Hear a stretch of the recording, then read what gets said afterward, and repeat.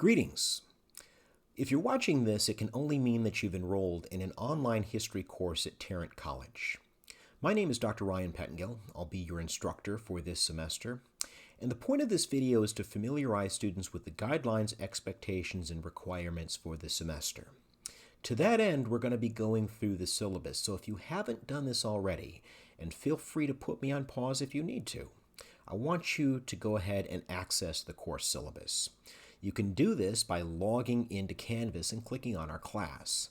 Once you're in our class, what I want you to do is to look at the top left corner of the screen, click on the link that says Syllabus. It'll take you right to the course syllabus. In a course like this, communication is absolutely essential, and the best, most effective, and quickest way to communicate with me is through email. If you're looking at that email address listed at the top of the syllabus there, I check that address regularly. And if you get me a message Monday through Thursday before 3 p.m., there's a good chance that I'll respond on the same day.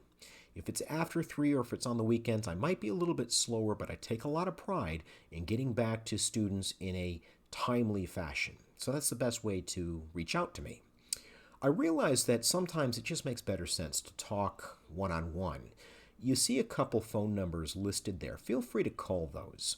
If I don't happen to answer, leave me a message, and I will either return your call or I'll send you an email addressing whatever it was that you asked me to address. So that's another good way to reach out and communicate with me as well. If we do need to meet one-on-one, whether that is in person or virtually, that is not a problem. I can arrange a time where we can both be on campus and we can meet in that capacity, or we can do this through Zoom or some other digital formats. Either way, there's a lot of different methods to reach out and communicate, have those questions answered that you need answers. What I'd like to do right now is to explain what we're going to be doing over the course of the next few weeks. History 1302, our class, this is the second half of the U.S. History Survey, which means that we're going to pick things up in the aftermath of the Civil War, approximately 1866, 1867, a time period that I like to call the late 19th century. We're going to take things all the way through the early years of the 21st century. Now, that's a long time. There's an awful lot of stuff that we're going to cover there. And, of course, we'll talk about all the usual suspects. We'll talk about Theodore Roosevelt and his presidency and why that's so instrumental in American life. We'll also talk about General Dwight Eisenhower and the D-Day invasion. We'll talk about public figures, politicians that you've heard of in a 21st century context, people like Barack Obama. But we're also going to be emphasizing the role that individuals like Diane Nash played. If that name doesn't sound familiar to you, it's because people like Diane Nash don't always make their way into history textbooks. She was a hero of the civil rights movement. She helped to organize, really to streamline, the sit-in movement of the early 1960s that was so instrumental in the coming of the modern-day civil rights movement. We'll also talk about individuals like Harvey Milk, who went from being an activist in the LGBTQ plus community to the first openly gay politician in American life. So as you can see, we're going to take a grassroots approach to our analysis of the American past. People that don't always find their way into historical narratives are going to play a very central role, and I hope that that's not only more inclusive in terms of your understanding of the American past, but it's also more enjoyable. So that's a quick rundown of what we're going to be going through over the course of the next few weeks. What I'd like to do right now is to point out what course resources you need to have access to. Here's the thing. You already have access to everything that you're going to need to complete any assignment in this semester, even if you didn't know that you already had access to that. There are really 3 books, all of which are available online through Canvas, that are going to be instrumental in your completion of assignments throughout this semester. The first of which is known as the American Yop. Now, what this effectively is an online document reader that you can access anywhere in the world, assuming that you've got an internet connection. But for our purposes, I want you to look right beneath the syllabus link. You clicked on that just a second ago. Look at that link that says modules. This is how you're going to access these tools. Click on modules, and then once you're there, scroll all the way down to the online text module and open it up. Okay? First thing that pops up at you is something called the American Yawp. If you click it, you're going to see two links that pop up. And those links, the first of which is the document reader that I was telling you about a second ago.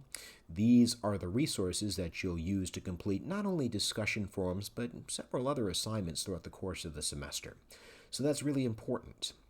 Underneath that document reader, what you're going to see is a textbook. Now, there's not going to be any assignment that's directly connected to this textbook, but it is a useful tool to have, especially considering it's free. If you want to use it as a support mechanism to prepare for an exam, that's good. If you want to get a little bit more context on a paper that you're writing at some point in the semester, it's a good tool for that as well. Either way, it's there for your use and it's free. You do have two supplemental books that I'll need you to have access to in some form or fashion throughout the course of our semester. The first of which is written by a guy named Upton Sinclair, and it's entitled The Jungle. The thing about The Jungle is it's a very old book, and it's also a very widely read book, which means it's not only available at virtually every half-price books that you can imagine, every Barnes & Noble that you could point out, it's available for relatively cheap. If you're old-fashioned like me, and you don't want to use the online copy that I gave you in Canvas, what you can do is go to one of your local bookstores and you can buy it. If you're paying more than about $10, you're probably overpaying for it. It doesn't matter what edition you have, it doesn't matter what your cover looks like, it doesn't matter how old it is, as long as it's the full unabridged version, you're in business. The same thing goes for the last book that you'll need, a book written by Richard Wright entitled Black Boy. This too is an old book.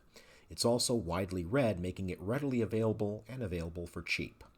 You have access to all of these resources in Canvas, but if you want physical copies of them, there are easily accessible ways to get in touch with that as well. So those are the course resources. What I'd like to do now is to talk about your one-stop shop for having a lot of success in this class. And of course, I'm talking about the course outline. Scroll down past those books, past the reading list, past the resources. What you're going to want to do is to find the section of the syllabus entitled Course Outline.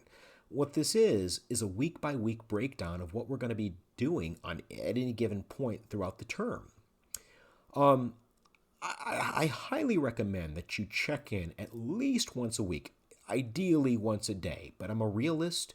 Once a week is going to be a good idea when it comes to keeping an eye on what's due and the due date that you have to have it in by. Let me take you through week one. We don't need to go through all of these for you to get the idea, but if you look at week one, you can see that you've got two written assignments. You've got a discussion forum that's going to be due Friday at 11:59 p.m. You also have a quiz that's due this week as well.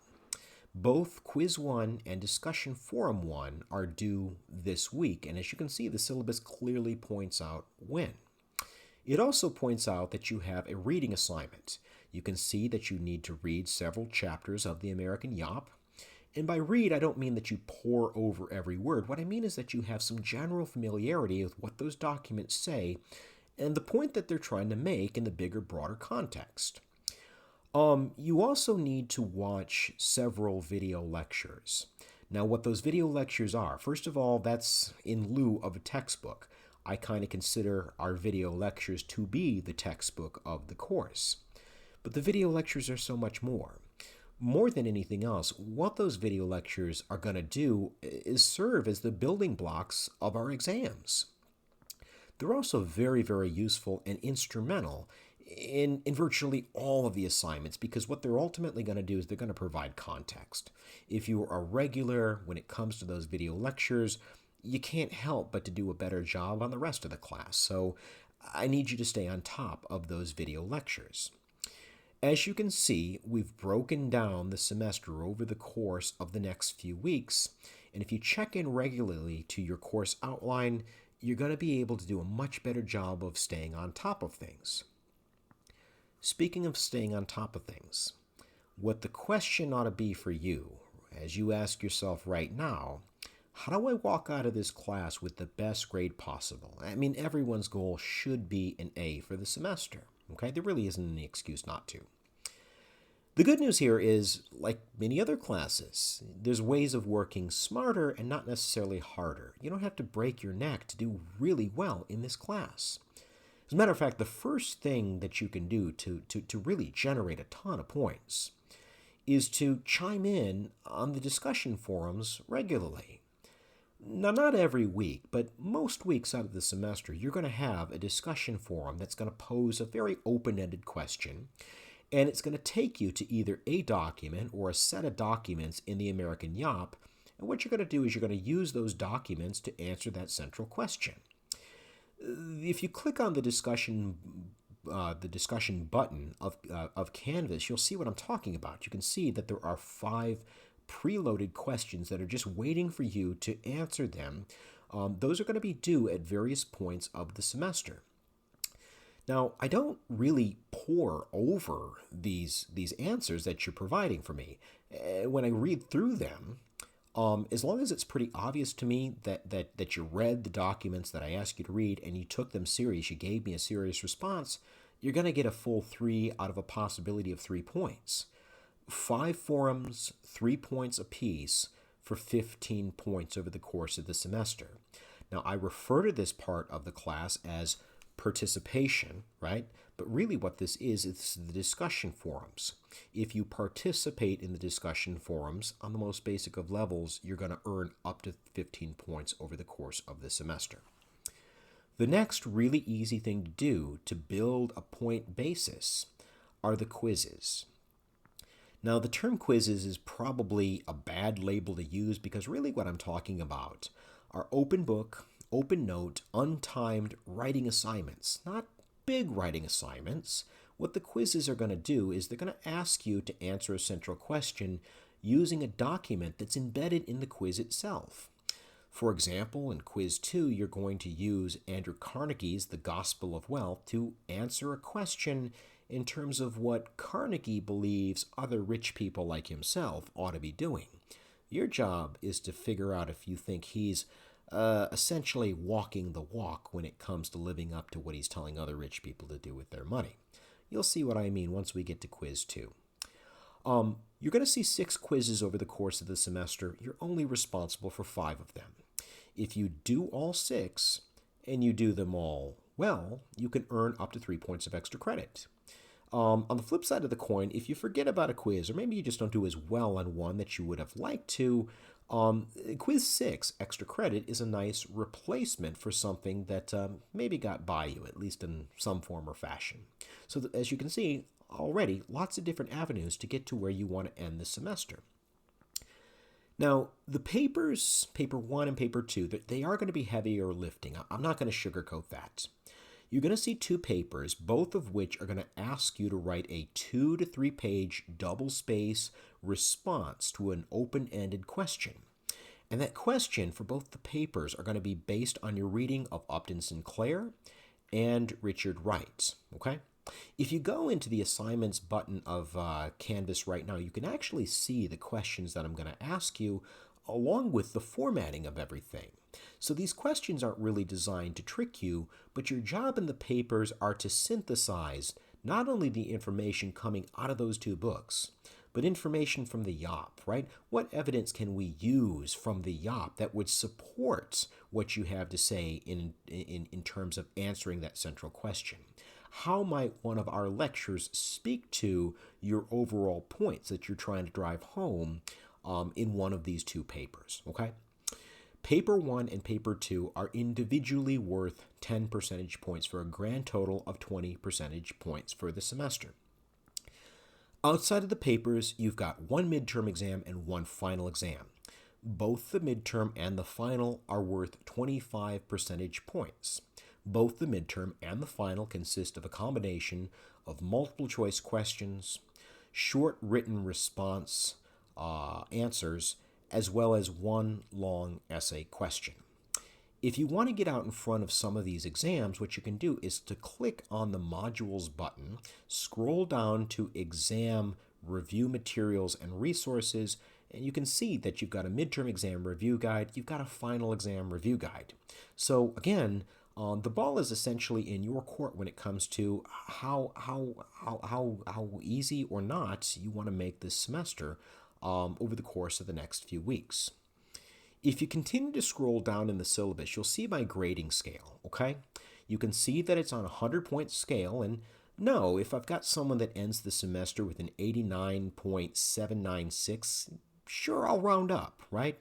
But if you're ending the semester with a straight up 74, please don't assume that that's going to round up to an A or even a B, right? The point that I'm trying to say here is that close enough is not good enough when it comes to this grading scale. Good news is, as we've already pointed out, there's a lot of different ways that you can maximize your performance, so please take advantage of those. If you continue to scroll down, you can see the late work policy. Neither discussion forums nor quizzes are able to be made up. You may turn in a late paper. I will accept it with a penalty, of course. And if, for whatever reason, you're not able to take the exam, the slotted time of the exam, you can make it up, but the onus is on the student to arrange a time where that might be the case, okay? There are some other important things that I need you to be aware of, so continue to read through this syllabus. You can see that there is a withdrawal date for this semester. You also need to be aware that there are ramifications and implications for withdrawing from this and any other class. So before you go down that road, I would highly recommend that you go talk to an advisor before doing anything of that variety. That's really all I have in the way of the syllabus, everybody. I hope that this video has been helpful. On the most basic of levels, I hope that it has kind of eased your mind when it comes in terms of what I expect and ways that you can get out in front of the workload of this class. I'm looking forward to not only virtually meeting you, but also working with you. And more importantly than anything else, I'm really looking forward to your successful completion of this class this semester. You know how to get a hold of me. If you have individual questions, go ahead and fire my way. Aside from that, best of luck this semester. I'll talk to you very, very soon.